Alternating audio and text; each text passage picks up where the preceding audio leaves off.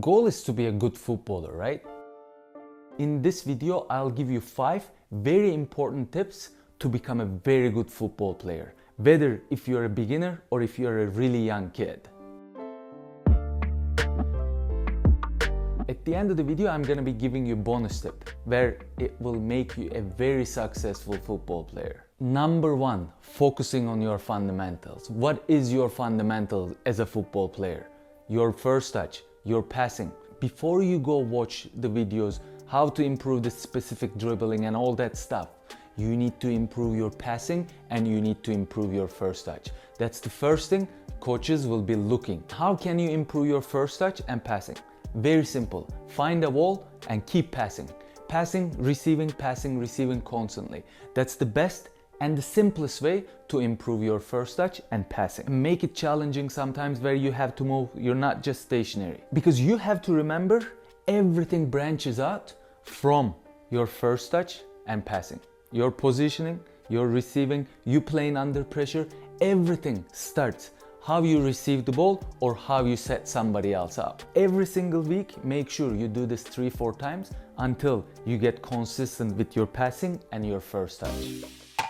And the second tip is kind of connected to the first one, your first touch and passing basics, where you're gonna have to develop good habits. What are these good habits? Being simple. How can you be simple if you don't have a good first touch or passing abilities? Where your simple passing ability is gonna allow you to play simple and not force yourself into the challenges where you're gonna be just struggling to make the right decisions. If you have a good first touch and if you have good passing abilities, now you're gonna get good habits because you're gonna learn to play simple. You're not gonna force yourself into the situation where you get tons of pressure by the opposition. And the other excellent habit as a footballer is being able to shoulder check and scan constantly during the game or even at your practices. And how can you do this if you don't have a good first touch? Because your first touch is gonna set you up for your next move. Tip number 3 is you individually training. Yes, if you're playing for a club, most likely you're gonna have your team practices and maybe on the weekends you're gonna have your games. But you're gonna have to put in the effort to train all by yourself. If you wanna know more about how can you train alone, I have a video and you can check the link right up here. Because training alone is gonna give you the discipline, where a good player needs to have a discipline to become a better player. If you don't have a discipline, well, now you're gonna have bad habits. At the same time, you're gonna be skipping your fundamentals. Tip number 4. Well, this might sound a little cliche, but you cannot put too much pressure on yourself, which means that you're gonna learn to have fun while you're playing football. Because initially, we all start to play football to have fun, because it's a hobby at first.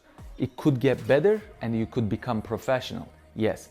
But you need to learn to have fun without putting too much pressure on yourself sometimes. Because over-pressuring yourself could damage yourself in the long run, because then you forget what you're doing, what you're playing football for. So you always have to remember that you have to have fun when you're playing football, so you don't frustrate yourself so much when you're playing the game and you don't put extra pressure on yourself. The last tip is getting all these habits, your fundamentals, your good habits, you having fun, you individually training, all these connected, and watching a professional game.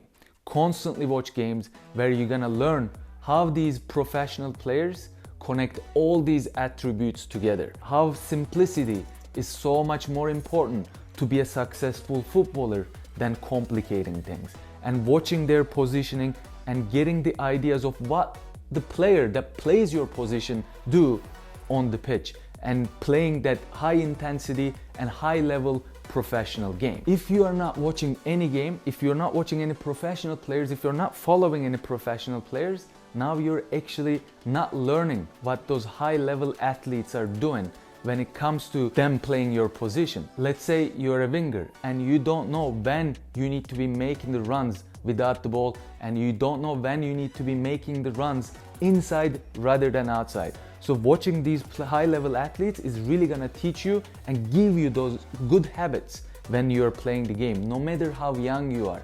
you should start watching high-level professional football games. And the bonus step I was talking about at the beginning of the video. This I say in a lot of videos, which is, to me, it's the most important thing if you want to be a good football player. You can have your individual training.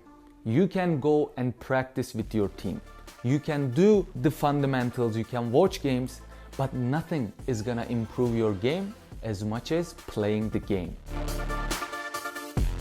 If you don't play enough games, or if you go to a club where you just don't get a lot of minutes, you can't improve these abilities and you can't put your first touch, your good habits, your simple passing all together. Because all this stuff will only come together if you are playing official games. If you are a really young player, or if you are a beginner but just at the age where you should be competitive but you're not competitive yet, the only way to get these habits and get these fundamentals together is by playing the game. You cannot improve your positioning only watching a game. You cannot improve your positioning only training by yourself. You have to be going out and playing for your team. If you are a parent watching this video, or if you are the kid, either tell your parents to not put you in a team that the team is so good.